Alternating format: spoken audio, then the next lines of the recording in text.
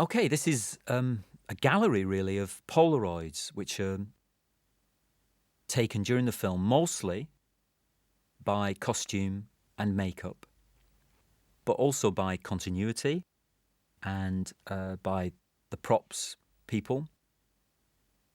It's one of the ways in which you can track the development of a film, especially for continuity reasons, that you can see that somebody has a particular piece of clothing on and it's fastened in a particular way, because it might be like 20 days before you come back to that scene to finish it off.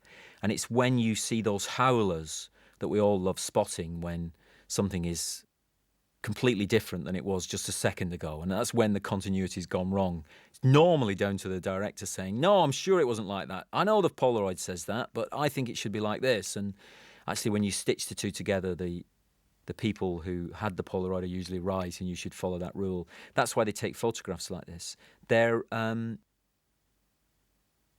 It's a Bible that kind of increases as the film goes on, and by the time the film's finished, there's a huge book of photographs of the individual actors on each day and extras like this showing what they're like, so that if you ever needed to go back, you could literally, you have a kind of book of evidence of the way things were. So you don't need to necessarily check the original film. It's quite interesting, of course, Polaroids. They must be one of the main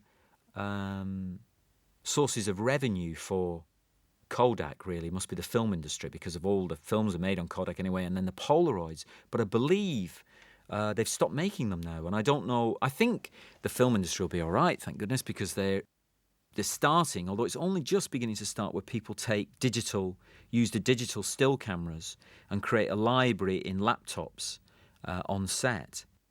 So these Polaroids will be amongst the last, really, that are done, because you won't be able to get the film as readily as you used to be able to.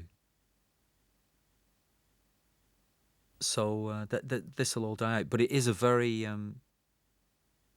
a crucial part of the film, really, and the click of the flashlight going off is something that you become the rhythm of that. As soon as you call cut for a scene, the Polaroids always go off flashing, they say, which is a gesture of respect, supposedly, to the cinematographer, to let him know that one of his lamps hasn't blown, that it's a continuity photograph being taken up.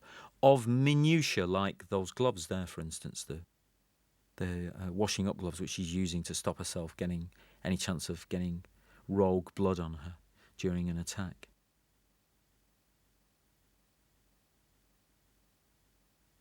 I'm going to stop talking now, because I'll just sound like your auntie going on and on about something that you can see what's happening.